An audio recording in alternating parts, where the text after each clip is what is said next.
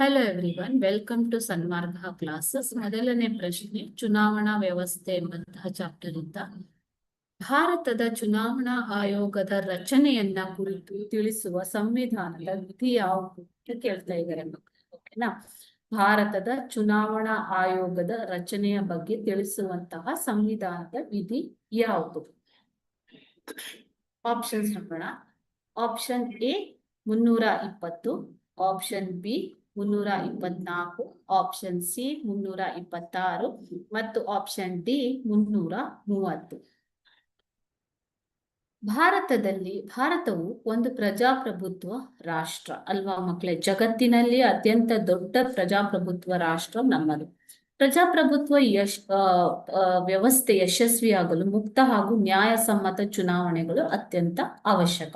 So ಈ ಚುನಾವಣೆಗಳ ಮೇಲ್ವಿಚಾರಣೆ, ನಿರ್ದೇಶನ ಮತ್ತು ನಿಯಂತ್ರಣ ಮಾಡಲು ನಮ್ಮ ಸಂವಿಧಾನದ 15ನೇ ಭಾಗದಲ್ಲಿ 324ರಿಂದ 329ವರೆಗಿನ 315ನೇ ಭಾಗದ ಸಂವಿಧಾನದ 15ನೇ ಭಾಗದ 324ರಿಂದ 329ವರೆಗಿನ ವಿಧಿಯು ಸ್ವತಂತ್ರವಾದ ಭಾರತ ಚುನಾವಣಾ ಆಯೋಗದ ಬಗ್ಗೆ ತಿಳಿಸಲಾಗಿದೆ. ಓಕೆನಾ? ಸೊ ಈ ವಿಧಿಗಳಲ್ಲಿ ಸ್ವತಂತ್ರವಾದ ಭಾರತ ಚುನಾವಣಾ ಆಯೋಗದ ಬಗ್ಗೆ ತಿಳಿಸಲಾಗಿದೆ.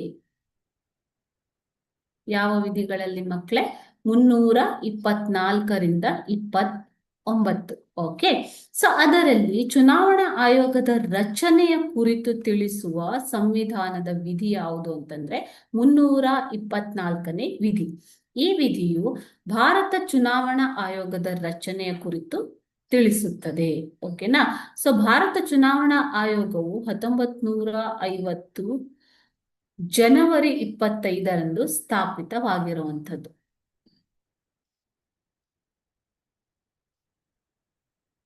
ಓಕೆ, ಸೊ ಚುನಾವಣಾ ಆಯೋಗದ ರಚನೆಯ ಬಗ್ಗೆ 324ನೇ ವಿಧಿಯು ತಿಳಿಸುತ್ತದೆ. ಓಕೆನಾ?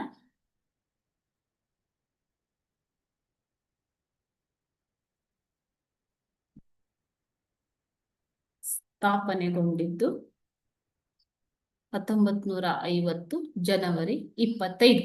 ಸಂವಿಧಾನದ 324ನೇ ವಿಧಿಯು ಈ ಚುನಾವಣಾ ಆಯೋಗದ ರಚನೆಯ ಬಗ್ಗೆ ತಿಳಿಸುತ್ತದೆ ಮಕ್ಕಳು. Okay, thank you.